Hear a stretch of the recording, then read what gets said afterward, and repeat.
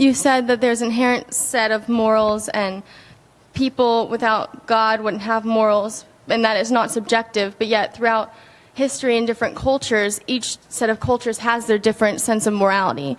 Like, there are cannibals who believe that that's perfectly fine, and there are people who believe in that's, well, I don't believe in cannibalism, so there are people that believe cannibalism is wrong, so... Good question. We might change our moral practices, but that doesn't necessarily mean that right and wrong changes. Morality. Is it a universal truth or a cultural illusion? Join Dr. Frank Turek as he tackles the shocking contradictions between inherent moral codes and diverse cultural standards. Do we really have objective moral standards, or are they just a product of our ever-changing societies? Get ready to challenge your assumptions and dive into the fascinating debate that will leave you questioning everything you thought you knew about right and wrong. Yes, ma'am. What's your name? Katie. Hey, Hi. Katie. How you doing? Good, how are you? I'm great. I just had a question about the moral issue where you said that there's things that we inherently know, that we already know is right and wrong, which I had kind of two questions about it. First was that you had said previously that God and the Bible, that's what gives us morality, and without that, it's just an opinion. So if we already have these inherent traits, then how can it just be an opinion? We can still, sorry. Oh, no, I see. I think I see where you're going, Katie. Let me reframe it. What I don't mean is I don't mean that if I just have a moral sentiment that it's just my opinion if my moral sentiment corresponds to God's nature. That's not an opinion. I'm saying if there is no such thing as goodness known as God's nature, then every thought I have about morality is just an opinion, because there is no objective morality for me to appeal to see if my opinion lines up with His nature. That's what I'm saying. Okay. Does that make sense? Yes. Okay. And the second thing, I'm trying to figure out how to word this. I should have processed this more before I stood up. Take your time. It's okay. Basically, sorry. You said that there's an inherent set of morals and people without God wouldn't have morals, and that is not subjective, but yet throughout history and different cultures, each set of cultures has their different sense of morality. Like, there are cannibals who believe that that's perfectly fine, and there are people who believe in that's, well, I don't believe in cannibalism, so there are people that believe cannibalism is wrong, so... Good question. Let's take the cannibal situation for a second. Because the guy I mentioned earlier, Jay Bujashevsky, I was talking about to Moses, he talks about that in his book. It turns out that people who are cannibals just define people in the other tribe as not human.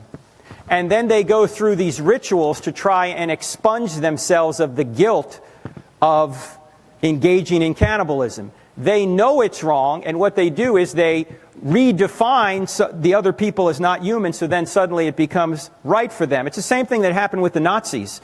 Hitler could not get his SS to kill Jews without dehumanizing the Jews.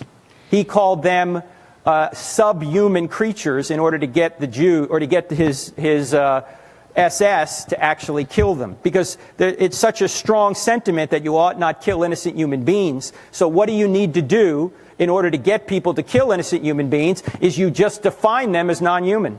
While there may be variations in moral beliefs and practices across different cultures, there are also common moral principles that can be found throughout humanity. These commonalities may be rooted in our shared human nature and the inherent moral compass given to us by God. While cultural and societal factors can shape and influence specific moral codes, there are fundamental moral principles that transcend cultural boundaries. For example, principles such as honesty, kindness, fairness, and respect for human life can be found in various cultures, even if their specific expressions and applications may differ. It is also important to distinguish between cultural relativism and moral objectivity. Cultural relativism suggests that moral values and practices are solely determined by the culture or society in which they are found. However, as a Christian, I believe in the existence of objective moral values that are grounded in the nature and character of God. These objective moral values provide a standard against which cultural practices can be evaluated. While individuals without a belief in God can still possess a sense of morality, the Christian understanding is that The ultimate foundation for objective moral values and duties is found in God. Without God as the ultimate source of morality, moral values and duties can become subjective and subject to personal or cultural preferences. Yes, I understand that dehumanization is Right. what makes the murder, but okay, aside from murder, any other moral issues like LGBT rights, that actually spans through many different churches, how they have different opinions as the time goes on, and as we go on as a society, things in the Bible change. Not in the Bible, our views on how we interpret Yes. the Bible change. That's the difference between what we call sociology and morality. Morality, let me reverse that. Morality is true, right, and wrong. What we think about true, right, and wrong and how we practice morally is what's called sociology. And so we might change our moral practices, but that doesn't necessarily mean that right and wrong changes.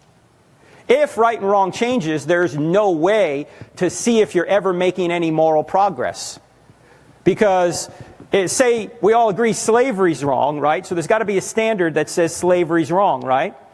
If the idea that slavery was wrong changed, you couldn't see whether you're getting better or worse compared to the standard. The standard can't change if you're going to say that, oh, our society's getting better or our society's getting worse. The only way you can use terms like better or worse is if you have a reference that doesn't change, a standard.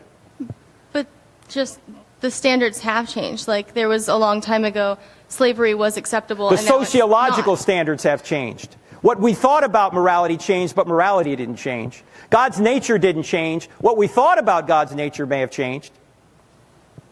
Okay, thank you. Does that make sense?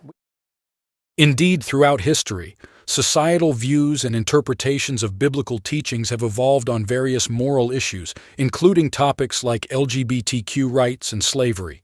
As society progresses and our understanding of human dignity and equality deepens, our interpretations of biblical texts can also develop.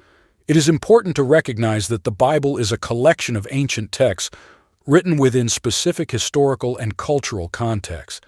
When interpreting these texts, it is crucial to consider the cultural norms and values of the time in which they were written, as well as the broader message of love, justice, and compassion found throughout the Bible. Regarding slavery, while the Bible does contain passages that address the institution of slavery, it is essential to understand that these texts were written within a different cultural and historical context. As society has come to recognize the inherent dignity and equality of all individuals, many Christians now interpret these passages in light of the biblical principles of love, justice, and human equality, leading to a rejection of the practice of slavery. But if you think the Bible was never against slavery, you would be wrong. The whole journey in the desert is because of God was tired seeing his people being oppressed. What is this then? Similarly, on the topic of LGBTQ rights, interpretations and understandings have varied among different Christian denominations and individuals. Some Christians interpret biblical passages as condemning same-sex relationships, while others emphasize principles of love, inclusion, and the intrinsic worth of all individuals. As societal attitudes have evolved, many churches have engaged in theological reflection and dialogue to reassess their understanding of LGBTQ issues. Refuting this will take a whole video, but the Bible clearly stands against the action. The people we love, but the action is what we shunned against.